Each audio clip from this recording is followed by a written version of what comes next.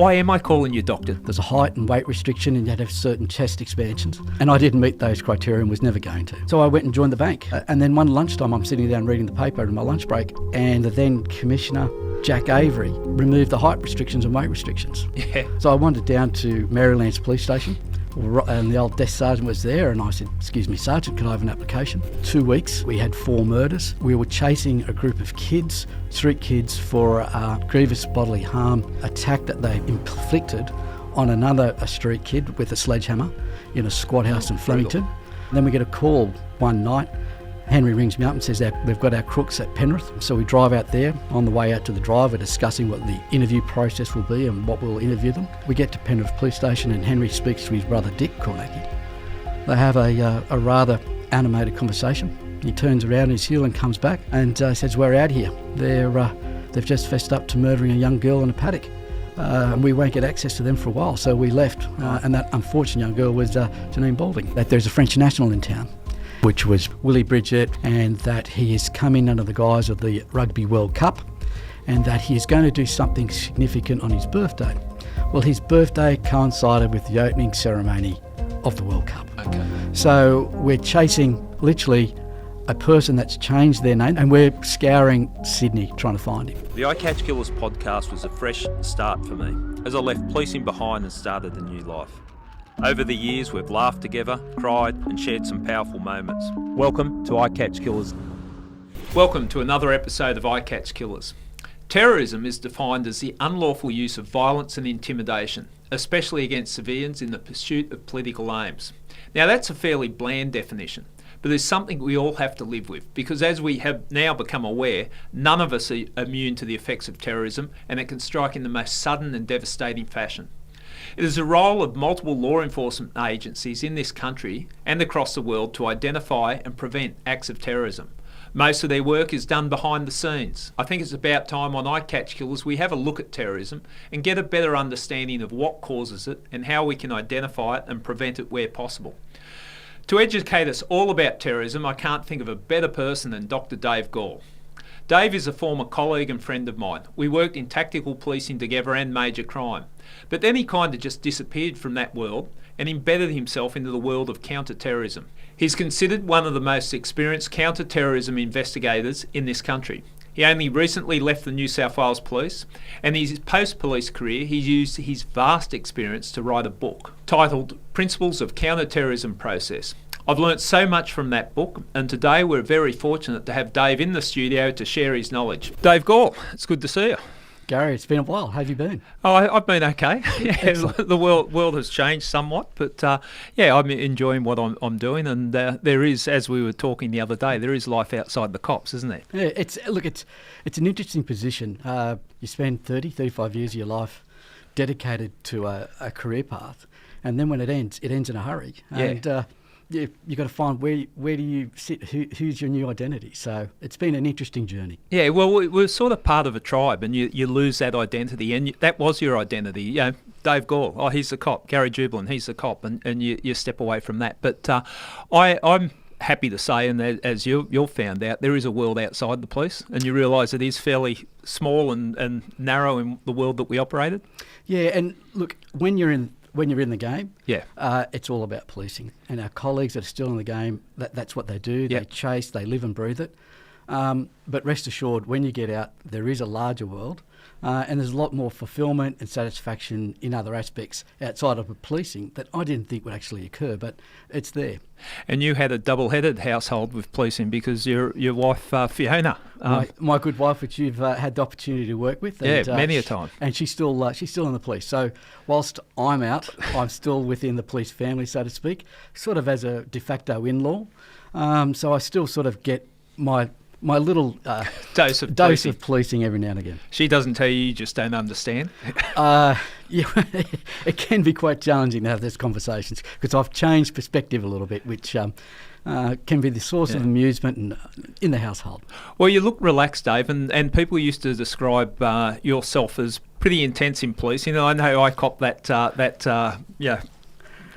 label as well that was intense, but you always you had the cranky face on a fair bit. You look a little bit more relaxed now. Yeah, look, it's you take stock, you reflect, and look, we're both pretty driven individuals. I know that you're well regarded in your field, and in my field, there's a lot of expectation, and that burden.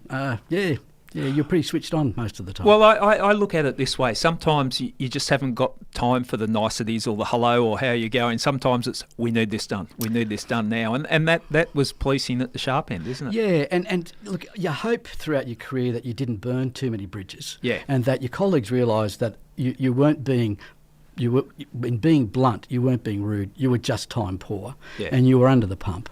But now that we're away from that, and we can step back and look back in, it's nice to look back in and actually take a breath, and enjoy the ride, so to speak. Smell the flowers, enjoy the day, and actually take some time to take stock of what's occurred. Yeah, very much so.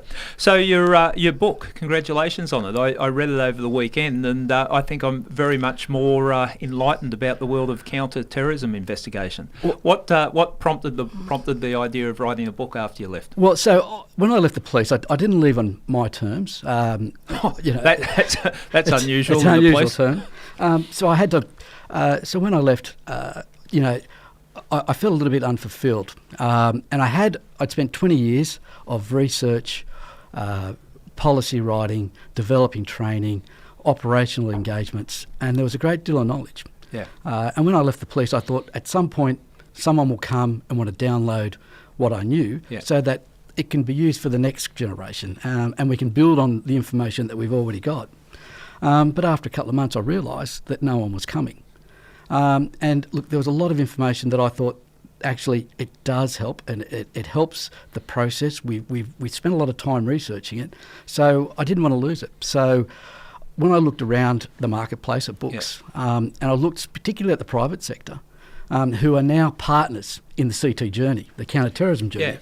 And there's no books for them. There's no reference books. There was no guides. There was nothing to give them support and instruction on how they should do business.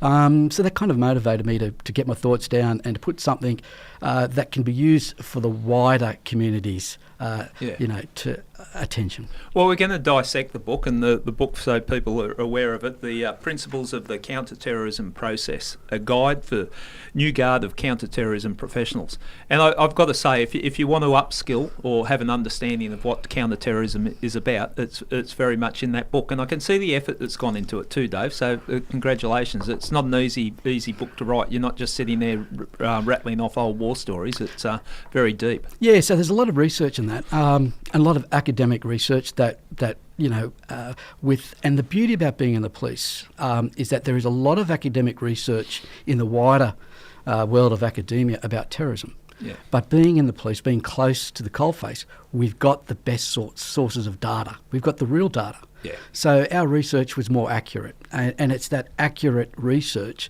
that I wanted then to communicate with everyone so that we can move forward, as opposed to basing research on assumed facts or research based on information gaps. Yeah. So I've tried to get it down as best we could. Okay, well, we've got a little bit ahead of ourselves. We've got to wind it back a little bit. So you didn't just wake up one day and decide you're a counter-terrorism expert. You joined the police. What prompted you to join the police? So joined the police. So before I joined the police, I'm not a tall man. And back in the day when I wanted to join the police, there was a height restriction. There's a height and weight restriction, and you had to have certain chest expansions. And I didn't meet those criteria and was never going to. So I went and joined the bank. I started studying accountancy and was doing a management program within Westpac. And then one lunchtime, I'm sitting down reading the paper in my lunch break, and the then Commissioner, Jack Avery, removed the height restrictions and weight restrictions. Yeah. So I wandered down to Maryland's police station, and the old desk sergeant was there, and I said, "Excuse me, Sergeant, could I have an application?" He grunted at me, threw the application at me, and I walked out. Nothing like customer service. Customer service was fantastic. And then 3 months later, I'm down at the academy. Yeah. Okay. What year was that? What year did you join? 87. Okay. Yeah. Oh, well, I was there just a little bit beforehand. So, your career in uniform, first up? Yeah. So we this is the day back where we did 3 months straight. We were trainees in the police academy, so you're employed as a police employee, and so we did 3 months intense. Then we did 12 months probation before you got confirmed. And my probation and period in uniform was at Flemington, or the old 32 division, which was Flemington, Auburn, Lidcombe. And again, it's a typical uniform career. We're working at the markets, traffic, domestics, and domestics is clearly a current issue, and they were a current issue back then. So times haven't changed. Yeah, it's sad seeing things haven't changed. So look, and then I joined the police, and I was I suppose my plan was to do a couple of years in uniform, study law, have a go at going through the prosecutors and pursuing that path. But part of our training program is that you got to do 2 weeks in each of the units, be that highway, licensing, all those things. And I got to spend 2 weeks in the detective's office. And my mentor there was a detective sergeant by the name of Henry Kornacki, a fantastic detective. And I was there, and as soon as I walked in the office, my feet didn't hit the ground. In 2 weeks, I think we had 4 murders. We were chasing a group of kids, street kids, for a grievous bodily harm attack that they inflicted on a street kid with a sledgehammer in a squad house in Flemington. So we spent 3 days chasing these kids, Bronson, Blessington, Jamison, and that crew.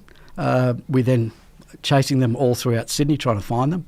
And then we get a call one night. Henry rings me up and says that we've got our crooks at Penrith. So we drive out there. On the way out to the drive, we're discussing what the interview process will be and what we'll interview them.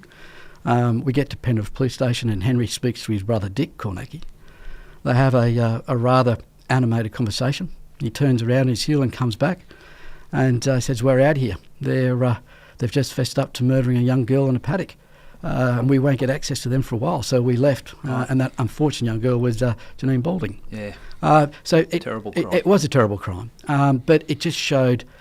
I actually got to see how the process worked. Yeah. Fell in love with criminal investigation. Fell in love with being a detective, and decided to make that my career.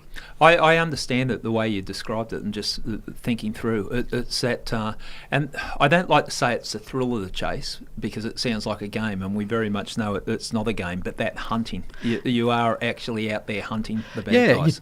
We were hunting them. We were trying to get them, and the reason to get them was to stop them, because they were on a crime spree. Yeah. We can incarcerate them, let things cool down, stop crime occurring, and you could see that practically occur. The more you got into investigations, you saw that the majority of crime was always being committed by the minority of criminals. Yeah, if you got rid of that minority, you reduce crime. And that's a very simple equation, and it stayed pretty constant throughout. So I saw that equation, that correlation. What you could achieve. What you could achieve. And you actually could reduce crime significantly by taking players out. Okay, so it sounds like it was a glove that fitted very well in plain clothes. So so I did my training Flemington detectives, and at the time we were New South Wales Police. In the wake of the Woodrow Commission, was regionalised, and Flemington was the home of the Southwest Major Crime Squad. So I got to interact a lot with the guys from Southwest, and they would involve us on jobs, giving us greater experience and exposure. I did my training there with Flemington. And what I had done, I continued my accountancy studies. So I just finished my accountancy course, and an opportunity came for me to go to the fraud squad. Yeah. So I went to the fraud squad for a couple of years and worked there with some very, very good operators: Terry Jamison, Rome Martin, Georgie McTaggart, Arthur Katzianis. You know Arthur, who went on to becoming one of the commanders at State Crime. And after a couple of years there, an opportunity arose at Northwest Major Crime. Yep. And that's where our paths started to join. Yeah, well, that's we crossed paths in the crime squads, but also the tactical policing when we're in the State Protection Support Unit, which is tactical policing. Talk us through that. Yeah, so in the day, I went to Northwest and did a range of the squads there, the Kiddies Squad, which is the Child Protection Squad, Property Squad, and then I moved into the stick-ups or armed hold-up. Yeah. One of the requirements there, because of the nature of the beast, we're dealing with dangerous criminals. Arresting armed offenders. Armed offenders on a daily basis. It was a real clever strategy to get those operators trained in tactical policing, the tactical support team or the state, protection support unit. And it's through that training that you become proficient at weapons, your tactical knowledge of things, what is a danger and what isn't. You get a really good understanding of how to do things a lot more safely and efficiently. I felt it helped us as detectives, even though our role as detectives was investigation, it wasn't tactical. But when we had the tactical skills, you could help plan an effect and arrest or be involved in the arrest of high-risk offenders. And that's probably what a lot of listeners don't understand, that as the detective, you prepare all the documents. Yeah. So you're doing the planning documents, you're doing all the appreciations. So you've got to have an understanding of what their capabilities are, whether that be a surveillance team, a team of techs that's going to put devices in, or a tactical team. You need to know what their capabilities are, what their limitations are, how they like to work. If they're a happy team, they get you good results. Yeah. So again, it's great exposure, I think, for us both. And it was a lot of fun too. Some of those training days were they were intense, but they were fun and the firing range. Yeah, a lot of shenanigans, a lot of fun, but a lot of team development, team bonding, and building that team, that team camaraderie. And look, 20, 30 years later, we're still talking about it, and there's a smile on your face and a smile on mine. So it works. It was fun. And let's shout out to the tactical police, because often they were misconstrued as the knuckle draggers or whatever, the tough guys in the black overalls. But the amount of training, the pressure was on when you had a job, wasn't it? And aren't they, when you get down, you speak with them, and they talk through their plans, aren't they articulate and incredibly detailed and professional? They know the game. Dave, I'm glad you say that, because people often think detectives at a briefing, the best briefings I've been to are the ones that tactical police are running, and it's succinct, because you can't make a mistake. If you make a mistake, someone literally might die. And it was good fun when you got a call, when we'd get called out. I thought it was best time in policing, because you had the excitement of criminal investigation, but then you get a phone call and some bad guy's got to be arrested, and you jump out the back of a van. And see what the beauty of, as a detective, you got left to clean up the mess. Yes. But as a tactical operator, you walked away, and you didn't have to do the brief. So it was the best of both worlds. I don't know about you, but when my phone would ring, I'd be thinking, I hope it's not a homicide. I hope it's tactical. Tactical, you go out, the adrenaline rush, do your job, and walk away, and no paperwork. Yeah, fantastic, great day out there. It was good. Yeah. Okay, so what other squads did you work in major crime? So I did the kiddies, property, and we worked with, in the wake. This is prior to this is as the Royal Commission was going, and it was bad times. And Northwest was decimated as a result of the Royal Commission. Then I went to the stick-ups. Then Clive Small did something interesting, in that he amalgamated the regions again. So we went from 4 regions to crime agencies. And I was part of the serious and violent offenders unit, and there I stuck with stick-ups and went to Bagnara. Yep. And Bagnara was the operation that looked at the time counter-jumpers. This is where you had a lot of young offenders. Bank robberies were still the rage, and before we had screens putting up, the crooks would enter the banks en masse, jump the counter, overwhelm the staff, take the money and run. Incredibly busy days, busy times, and interesting dynamic working with that cohort, which was a completely different mindset to the traditional stick-up guys we were used to working with. Yeah, no, it was interesting times, and when we were brought together as crime agencies, I liken it to, imagine 4 high schools that are all brought together, because it was a bit of argy-bargy, wasn't it? I was from North Region, you were from Southwest. Even today, I refer to you as North. You're North, I was Northwest, there's Southwest, the South.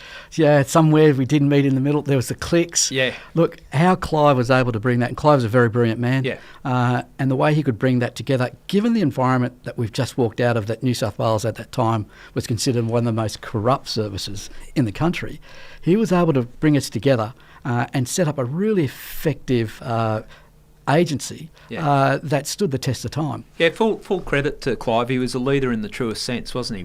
When he was there, there was no mucking around. You knew where you stood. But you're quite right. Like moulding all that together, it could have gone either way. And I forgot how bad it was at the time. We were all shamed by the fact that we're major crime detectives and all that corruption had been exposed. And even the way your own organisation looked at you. Yeah, uniform. Oh, you're a detective. You must be corrupt. It was a hard slog. And I remember I went to a course at the Gawel Academy, and I bounced a couple of the new recruits, and their first question was, "Are you a detective?" And in a suit, I said, "Yes, I am." And their response was, "Well, we've been instructed not to talk to you because you're corrupt and a bad influence." Now, I found that this is my own organisation. These are the people that are training the next, generation, are instructing our people not to talk to their own people because of the stink or the smell of corruption. It was disappointing. It was disappointing, but there wasn't a lot of us that had it was still around long time after that had the experience before it, the Royal Commission, during it and after it, and stayed in major crime. And I think it set you up very well for the further police career, because you understood where things can go wrong with the corruption. And I think the people like yourself, like myself, that had that experience, been there before, during and after, it bode us well for our careers. Yeah, it did. And it gave us the ability to look at consequence and consequence management and perception. And we didn't care too much about perception. We were young men roaring around. But we started to understand the power of perception, what things look like to those outside, and how we had to manage that better. So it was a great learning curve. As tragic as it was, as traumatic as it was, it put us in a good space. Yeah. And you could see it gave me an understanding of how a moral compass, an individual's moral compass, can slide if you don't keep it strong, keep people pointed in the right direction. Exactly right. And that was probably, you saw those with a strong compass, and they could stand alone. Those with a weaker compass sort of fell into the wrong crowd. Whatever environment they were put in. Okay, another interesting aspect of your career, you went to East Timor. Yeah, so before I went to East Timor, I went and joined, and this is really interesting, I went and joined the Joint Asian Crime Group. Yeah, talk us through that. This was a joint body with the AFP, the New South Wales Crime Commission and New South Wales Police. And it was looking at the bulk, we've targeted the bulk importation of heroin from the triads, predominantly from the Golden Triangle, and the drugs that were coming out of China. And we were getting, we would call them bricks or units or half units, and we were a very successful unit. It was run by, Jeff Owens, Ken Hardiman, and a range of other people. And it's at that point I understood the benefit of joint agencies and tapping into the best of both worlds. So I had the Commonwealth assets, which was both national and international. I had the state assets. And then we also had that funny little beast, which is the New South Wales Crime Commission. And I don't know if you've explained it much to your listeners what it is, but it is a really unique little beast. It's come up in a lot of different times that we've talked about it. I was heavily involved with them on certain investigations. So we could describe it as the New South Wales Crime Commission. They have coercive powers and powers that we don't have as police. They can call people into hearings, and they have access to resources that police sometimes find very difficult to get hold of. And I think it's a powerful tool to be used in the fight against crime. It's a fantastic tool, and they also have a great intel arm. They've got a big engine in relation to intelligence. Now, all this enhances an investigation. So they're a wonderful partner, and it's a wonderful asset that New South Wales has. I find it strange its success hasn't been replicated in the other states, because it is a very successful organisation and has been for 20, 30 years. Yeah, they've definitely got good results, and I've used them with organised crime murders, and they've been very beneficial, getting people in for hearings and different things, those coercive hearings. Okay, so you've had, and that would have bode well for your time in counter-terrorism, but before we move on to that, talk about the role in East Timor, because I think that's an interesting aspect. Yeah, so look, I'd been being part of the AFP, and they were sending, and we're having the independence with Timor and the Indonesians were slowly moving out. We had our intervention, so to speak. So I got that exposure. So I put an application in and was seconded to the United Nations, and I went over there as part of the Australian contingent for CivPol. And my job there is my call sign was Delta 3, which meant I was the third in charge of Dili District. And my job was to manage the security, the enforcement and security for the whole of the Dili CBD, given that it's a low rise. And during my time we had the election, so my job was to manage the security of the election process with Janine Balding and Du Amaral, who was the opposition or the other party that was part of the presidential elections. And then when those elections were done, then my main role then was to manage the security arrangements for Dili for the Independence Day celebrations. Right. So look, dealing with international agencies, international law enforcement, media, in a country that's not your own. There was 3 different distinct languages in Timor. There wasn't a common one. It was a challenging place. Yeah, a good experience for you, but nice to have on your resume and life experience. And you'll get this. So you don't get it when you're seconded to the UN. You don't get a day off. Yeah. So you work for 6 months. So you come back and you're wrecked. And I remember coming back and I stepped foot back in the office, and the first thing someone said to me, "Well, now you've come back from your junket. Can you get to work?" And typical, just always the way. Yeah, no respect for the hard work that's done. Okay, so what year did you decide to go down the counter-terrorism path? So I came back from Timor, and then I worked with, and then we worked together again in homicide. Yeah. And I was a staff officer. I was a staff officer to Nick Caldas, and then I'd had a few ins and outs of homicide back at the crime squads and everywhere else. So I was Nick's staff officer for a couple of years. When was that? I'm just trying to think when Nick was there. So that's 2000, 2002. Yeah. So late 2002, an opportunity to come up to join the JCT, the Joint Counter-Terrorism Team. At that stage, I'd worked 3.5 years in joint bodies with the feds. I was quite comfortable with their techniques, their computer systems, and I put in for it and went across myself and a guy called Steve Ashton. Went across and was seconded to the feds, the Australian Federal Police, and we were part of the initial JCT. And that was the first one in Australia, and that was established in November 2002. Okay, and what was your role there? So I was there as a detective sergeant, as an investigator. Yep. So my job, again, bringing the best of both worlds, I was operating in a Commonwealth environment, but I brought state assets. Now, at the same time, we'd set up a CT unit, given the wake of 9/11 and the Bali 1 attacks in October 2002. New South Wales Police then invested and set up his own CT command. So we had the JCT, which was primarily a vehicle for the Australian Federal Police, and the New South Wales Police had its own command. And I was the go-to between New South Wales and the feds. And a lot of it is about feeding that information backwards and forwards, and a lot of it's protected information, that type of thing. So it's a tricky thing to navigate through. Yeah, so I go there and what we do is we do reactive investigations. We're very good at that. The crime occurs, it gets reported, we investigate. I've landed in this team that no one knows anyone, no one knows what anyone does, and I'm told to actually stop the crime before it occurs. A proactive approach. Which is not something that we're trained up on. So this is this is a big learning curve that we actually got. How do we stop a crime before it occurs?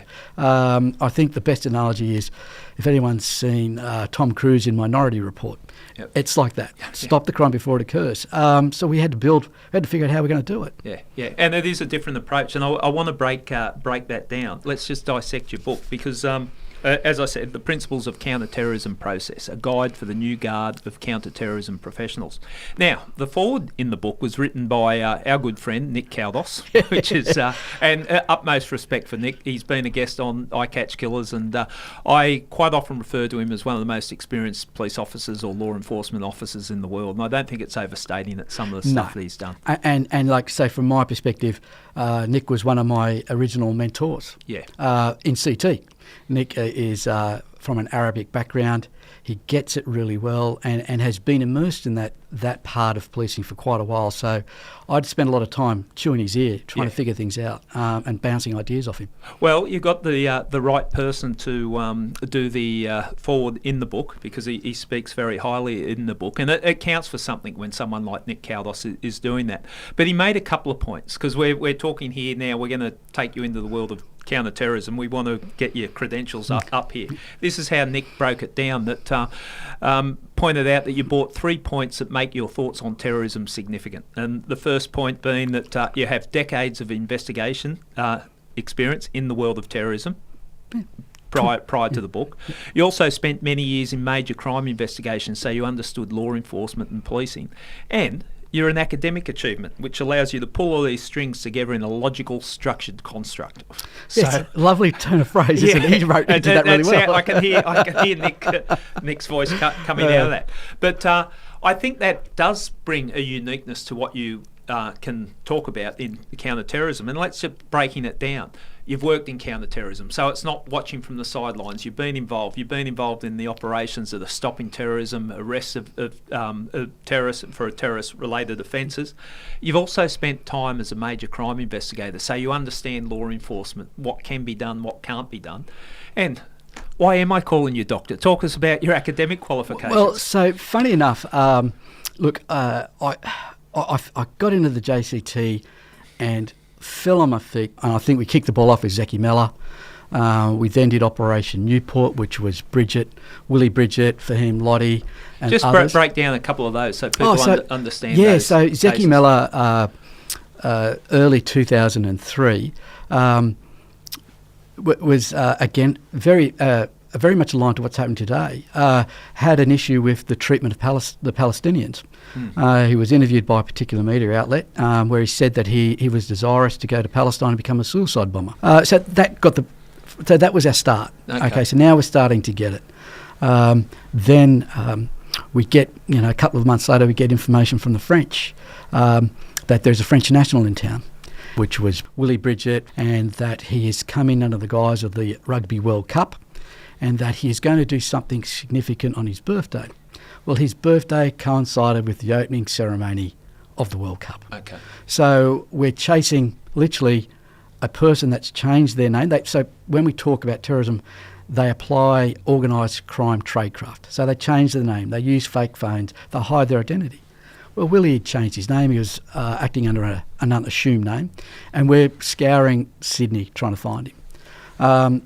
Now, fortuitously, one of our surveillance team left the office, walked 2 blocks down the road, was having a cup of tea in a coffee shop, and was served by none other than Willie Brigitte. So here we go. We've got this terrorist that the whole world is looking for him. He's in a coffee shop around the corner. Now he's working. Now, interestingly, this is where we get to use both sides of the coin. He's on a tourist visa and he's working. Yeah. So whilst the French have given us high side, that's top secret information, but we can't use in evidence. So we know we've got a threat. We can't use it, so what can we do? Well, here he is, he's on a visa, he's working contrary to his visa, so we detained him under that and then had him deported. He goes back to France and within 3 days makes full admissions to the French authorities about his intentions to undertake a terrorist act in Australia on behalf of a terrorist group called Lashkar-e-Taiba, LET, which is a Pakistani-based terrorist organisation. And he then nominated that the leader of LET in Australia was a person called Fahim Lottie. And then, of course, we then kick off an investigation into Fahim Lottie. Now, at that stage, as per most CT investigations, information gets leaked. And in the middle of the investigation, I think Lottie appeared on the front page of the Telegraph and other papers of, is this, under the guise of, is this guy a terrorist, et cetera, et cetera. Well, here we're thinking, right, well, this brief's gone, he'll go to ground. Complete opposite. He actually sped up.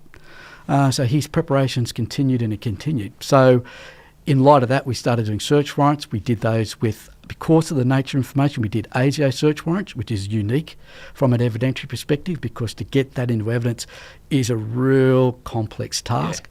We obtained some fantastic evidence, incriminating evidence during the search warrants, and we'll be able to convict Lottie for preparing to do a terrorist act in Australia.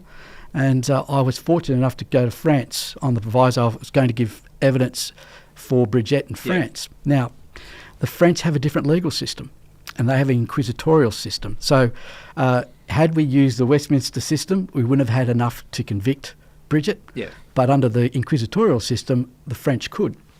Now, here's an important point. Gary, what's the first thing you do when you walk into a court of law? Well, I say... You bow. I bow. You bow. First thing you do. The accepted practice is you bow. Well, what did the French do to their royal family, their crown? What do they do? They cut their heads off in the French Revolution. So it is a faux pas to bow to their judges. You walk in so and bow. Here I am about to walk into court, and I'm with an AFP agent, and they said, "You're not going to bow, are you?" I'm like, "Of course I am." And they've got the whole history lesson about, no, off with their heads. We don't bow. So, again, interesting faux pas. I wonder, just a sideline here for a sec, inquisitorial, adversarial, which do you think serves the community the best? Oh, inquisitorial. So we got to the facts. So what it was, they determined the facts. So an independent investigating judge determines the facts. Then we argue the case on the facts. Yeah. Not opinion, not, the pros and cons. The facts is what is argued, and it's a shorter process, and it's a more accurate process, and far more efficient. So in the most basic terms, I made a career when I was doing my degree writing about inquisitorial versus adversarial, and I always thought it was unusual that when you want to get to the bottom of something, you have a royal commission that has inquisitorial powers to find out the truth. That's exactly what we do. And then we've got the adversarial system, which is all about guilt or innocence, but we don't really want to find out the truth. We don't get to the truth. And and in the same vein, why does the coroner have an inquisitorial system? Because we want to find out the truth of how people have died. Yet in our legal system, it's innocence or guilt as opposed to truth. Yeah, I've struggled with it. I know you need those checks and balances, but I've struggled with that simple concept. You mentioned an interesting point there, and it came up when I was speaking to Peter Moroney about terrorists, and you worked with him on with Pandenis, which was a huge operation. And Peter told us through that what you guys went through. But when terrorists, as distinct from other crooks, the usual crooks we chase, if they know we're after them, they go to the ground. But with terrorists, their motivation is completely different. And you've got to change your mindset as an investigator. So that was an anomaly. Yeah. So I'll use a parlance. So if I was in the stick-ups, the hold-up squad, and if a offender was going to rob a bank, what would be the easiest thing to do is to put a police car in front of the bank. Yeah. The robber would rock up. He would see there's a police car. He doesn't want to get caught. Yeah. So he walks away. We stop the crime. In this instance, if it was a terrorist, they would jump, that police car would simply be an obstacle. Yeah. And then they would go over the police car, go in the bank to do the job. Yeah. So we looked at that, and we kept seeing this anomaly occur. So it was in Newport, it was in Pandenis, we saw it in Neath and all these other jobs. So we looked and we researched that. And what that comes down to is that it comes down to the motivation. Yeah. So most crooks that we investigate, in a reactive sense, are extrinsically motivated. Carrot or the stick. I rob someone to get money, or I don't do something, or I do something to avoid being caught and going to jail. The stick. What we find with terrorists is that they're internally motivated, intrinsically motivated. Yeah. So it's part of their personality, their identity. They identify as it. And those that are religious, political, or ideological, this is an internal drive. And it's a stronger form of motivation. So when we identify that it makes stopping terrorists more challenging. And you've got to change. You have to know the person you're chasing, the person that you're working, and you'd have to change your mindset to that. Having looked at that this is what's motivating them. It's completely different to what the normal crook is that we chase. So then, when you're looking at strategies, and you take this phenomenon into account, you then have got to manage that, and that becomes awkward because cops are used to we'll just put up roadblocks. We'll just they'll literally scare them away, which it doesn't. Yeah. So there's a bit of finesse there, and that's where the talent in a CT operator comes in. They look at opportunities of how they can manage them and keep them under control, keep the pot boiling without it boiling over on the stove. Yeah. Is an analogy that we used. And it's a tough one, Dave. It really is. So, okay, we've got your credentials and we've got a bit of understanding. Now I'm going to dissect some of the stuff that I've picked up in the book. I've got 4 headings: identify, disrupt, risk and threat. Break them down. So identify. How do you identify a terrorist? Like if I'm walking around going, I hate the world, I'm going to do this, I'm going to do that. What do you look at the threats? Because that's just me probably blowing off steam with it's an anger, but there's no action to my thoughts. So I'll go back a step. Yep. So to identify terrorists, we have to look at a concept called radicalisation. Okay. Now, traditionally, what we do is we look at radicalisation as one-dimensional. That person is radicalised. There was only one form. Then we had the Lint Cafe siege. Yeah. And I was tasked at the end of after Lint to make a determination whether Monis was radicalised. Now, when we looked at our lists of indicators, Monis didn't hit any of them. Yeah. Out of our 30, 40 indicators, hit 1 or 2. Yet, if I apply the pub test, there's a guy with a religious flag. He says he's doing it in the name of an ideology, a religious ideology, and he commits violence to further that ideology. It's a terrorist act. So we had to look at that, and it dawned that radicalisation isn't one-dimensional. It's multi-dimensional. We've identified 5 separate strands of radicalisation. Now, this is an important breakthrough. Yeah. So it's like when someone says you're sick, well, the first question you ask is, well, what are you suffering from? Yeah. And your symptoms will be different from symptoms of another injury, i.e. if you've got a flu, your symptoms will be different to someone who's suffering from cancer. Those symptoms will be different from someone suffering from a heart attack or a heart condition. Conversely, the treatments are different. The triggers are different. So what we found out, there's 5 separate strands. They're our indicators. So what we do, unfortunately, today's environment, there's a single list of indicators. Yeah. Well, we now know that's not accurate. There should be 5, maybe even 6 separates. And you identify the strand, you then apply the indicators, and that's what we look for. We look for what those indicators are. We look at how that works, how they interact, the knowledge, what they know, what they espouse, how they dress, how they look, who they associate with. All those will give us a really rich insight as to what strand of radicalisation they're suffering from and where they are in the process. I'll go back a step. So the model I work on is we first start with a belief. Yep. So that belief could be anything. It's a generic belief. Okay. I want to save koalas. I have an interpretation of Catholicism. We'll have a belief. Then it goes to, is that belief moderate or extreme? Now what's the test for extreme? Well, if their belief promotes acts of criminality or violence, then they're criminal offences and they're outside the accepted normal parameters of society. If you're outside those normal parameters, that's an extreme belief. Okay, so the belief, but it crosses that line when they're going to... So when their belief... So anyone can have a belief. And it's not illegal to have a belief. But if your belief promotes the use of violence or criminality to forward that belief, because that's outside the normal parameters of society, we say that's extreme. Right. Now, once you've got an extreme belief, then you start the radicalisation process. And the radicalisation is when you start the process of turning those beliefs into tangible actions, whether that be funding, membership of a terrorist organisation, operational support, or doing the terrorist act. So for me, if you were to say to me, a person is radicalised, to me you're saying they're a terrorist. Yep. If they simply support a belief, i.e. I think bin Laden was a good man and I support the horrendous acts he did on 9/11, well, that's an extreme ideology because he committed criminal offences, killing 3,000 people. That's ideology as distinct from radicalisation. Yes, so these are processes that are human-based. Every human, it's a trait that's a human trait. So we look at extreme beliefs, and then we go into radicalisation. If you're doing something in the name of a religion or a belief, in our community, we accept that as an act of terrorism, and that's a definition under the Criminal Code Act. Okay. So to disrupt that, so you can use an example if you've got a ready example of where you've identified someone that the ideology has crossed the line to become radicalisation, in that you think they're going to do something. Counter-terrorism as distinct, well, not distinct, we all try to prevent crime, but the consequences are devastating in counter-terrorism if you don't act before the actual crimes occurs. So the aim of proactive investigation is to eliminate the threat before it occurs. So what we do is we look at the indicators, because of necessity, Western societies have changed their legislation so that we can move a lot earlier in criminal offences under the terrorism banner than we can under traditional crimes. Yeah. So once we've got... the tests for us to get above or get over are a lot less.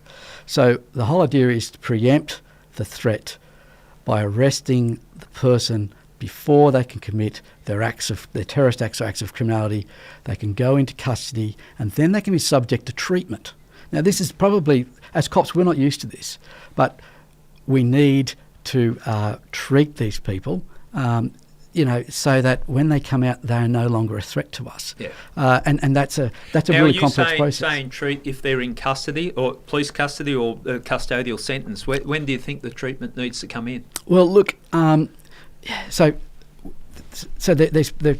define it there.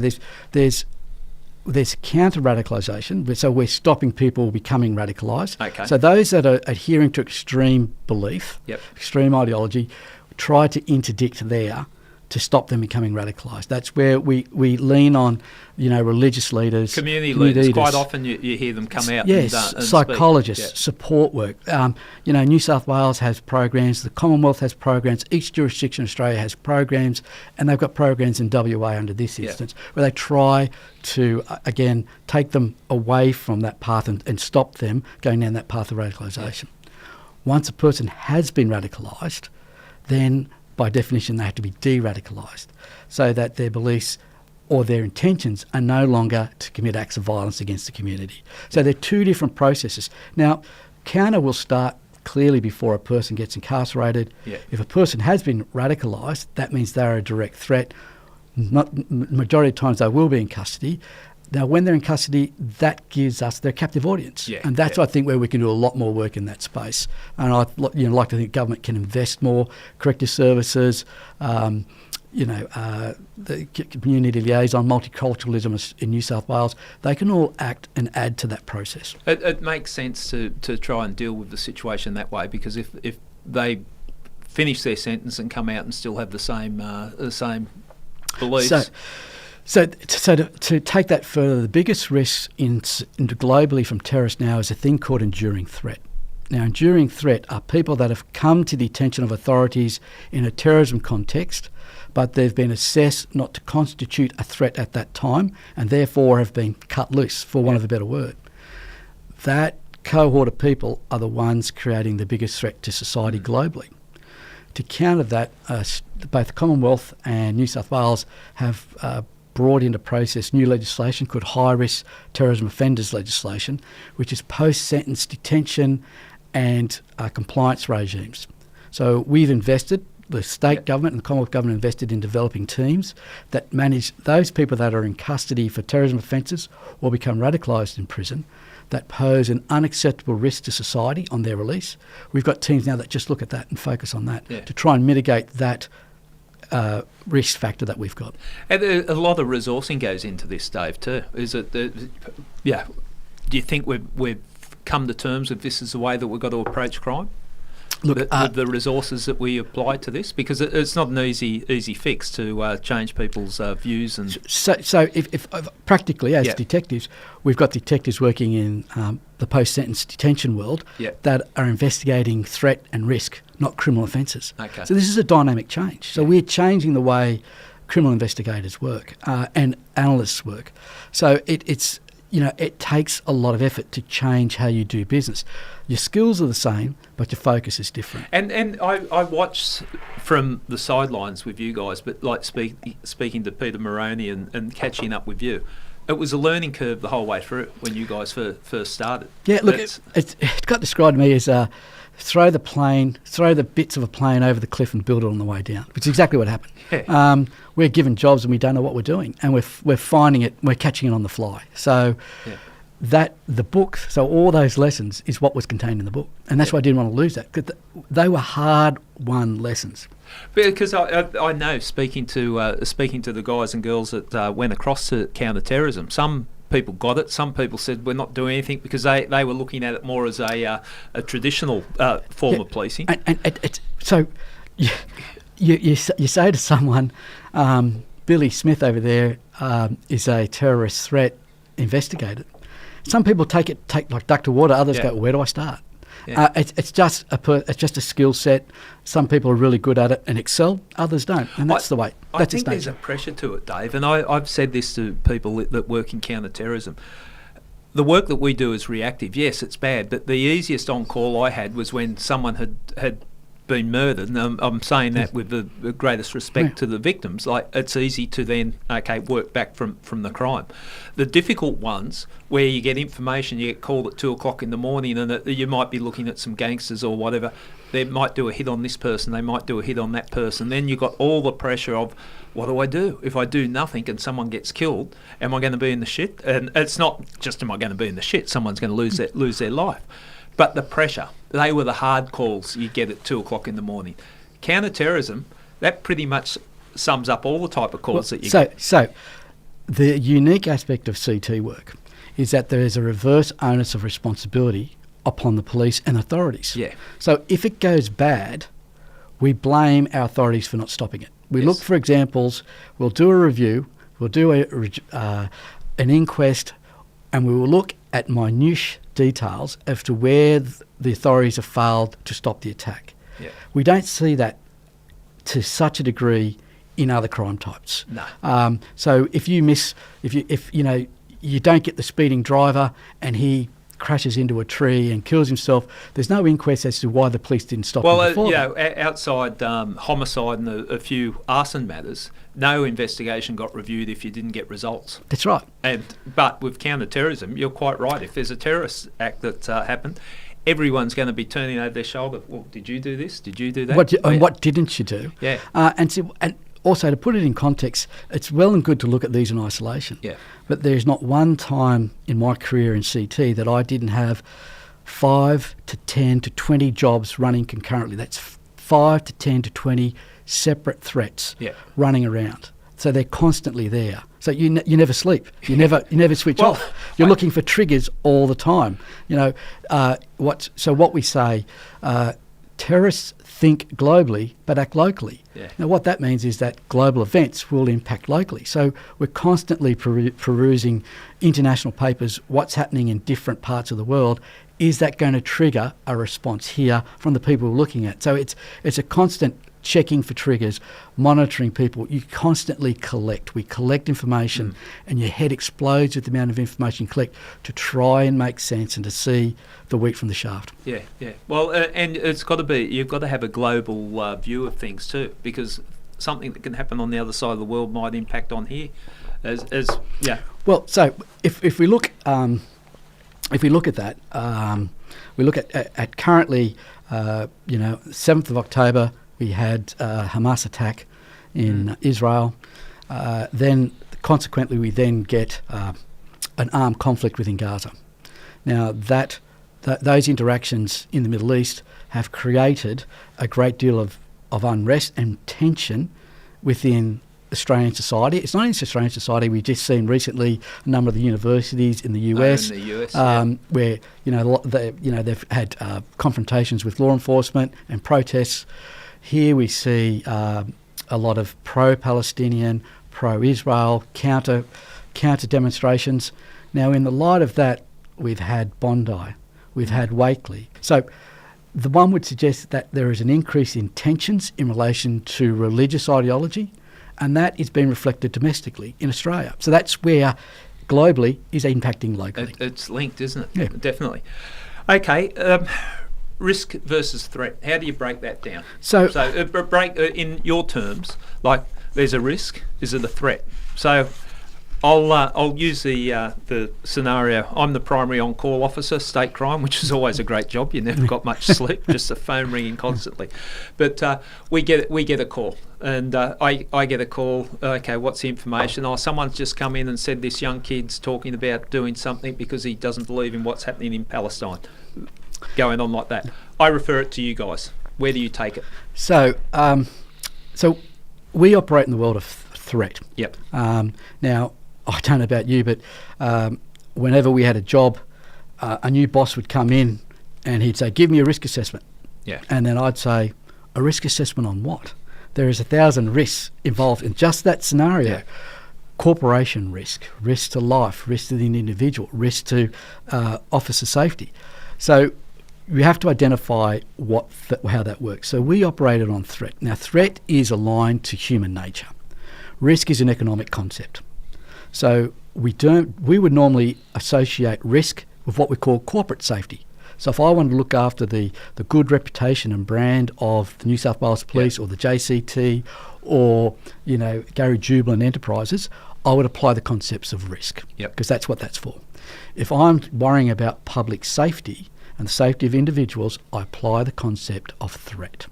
So you give me that information. So we're now using that. Now, one of the greatest unsung heroes in CT are intel analysts. Yeah. They will get that and they will work it up and give us a picture. And we'll profiles, and we start. Then we start looking at what their indicators are and where they go. And the type of things that you'd be looking at, if we're talking the scenario I threw out there, is who is that person associated with? What's his background? Any previous history? Any threats? So we look at, and depending what the ideology. So let's do a right wing ideology because that's so. Who are they associating with? What's their online traffic like? Where do they go? What do they do? Have they come into contact with authorities before? It's amazing when they've come into contact with authorities before, they will say real silly things that leak their intentions through. Yeah. Adolf Hitler's a great man, etc. Those things. Now, good police and good police are worth their weight in black spiders. Record that. And you see that, and that gives a real enriched picture. It wasn't just a vehicle stop. Yeah. There's a vehicle stop with intentions there. Yeah.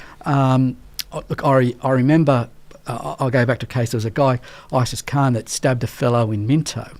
And he was a classic case where he had a cognitive opening.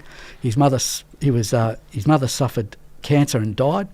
And he sought solace in his belief and then started to adopt an extreme interpretation of that belief. Now, some of his indicators is that he would walk past shops, and if he saw women scantily dressed in an advertising situation, he would put covers up to cover the modesty of the woman. Okay. He would then walk around the street and start espousing his ideology to the neighbours. Yeah. Now, all that got slipped. No one saw that. It wasn't until after that those indicators came out and that we could have made a better picture. Okay, and they're the little things that can slip through if you don't have people switched on to what's occurring. We might take a break now. There is so much to dissect in the world of counter-terrorism, and we'll do that when we get back. But you're giving us a really interesting insight into a world that it affects us all, doesn't it? We can't ignore it. So the interesting part, we identified terrorism. The first terrorist plot in Australia was in 1800. It's been with us ever since. What was that in relation to? So Australia's first terrorists were religiously motivated. Yeah. They were a minority. The predominant religion in Australia at the time was Protestant, and the minority was a group of convicts of Catholic Irish descent, and they were referred to as radical Catholic convicts. Now, in September 1800, Governor Hunter received information that the Catholic convicts, through instruction from their religious leaders, were going to attack the colony, steal a ship, and head home. So they interdicted and arrested the Irish Catholic convicts, and interestingly, they appointed the investigation to a person called Reverend Samuel Marsden. Now, Samuel Marsden is a pivotal person in the establishment of Australia, but in essence he was Australia's first counter-terrorism investigator. Governor Hunter involved him to actually commence the first terrorism investigation, and which that resulted in the Catholic priest being arrested and sent to Norfolk Island, and a number of the other convicts also being sent to Norfolk Island and Van Diemen's Land in retribution for their intended acts. Do you think they de-radicalise them? Yeah, I don't think they really work, but so it's interesting case. So there's a history to it. All right. If we accept that and we treat terrorism as a crime is part of every aspect of our life. Terrorism is a crime, it's a part of every aspect of our life. Okay, well there you go. That's from Dr. Dave Gawel, and we'll hear more of it when we get back to part 2. We'll speak to you in a sec, Dave. Excellent.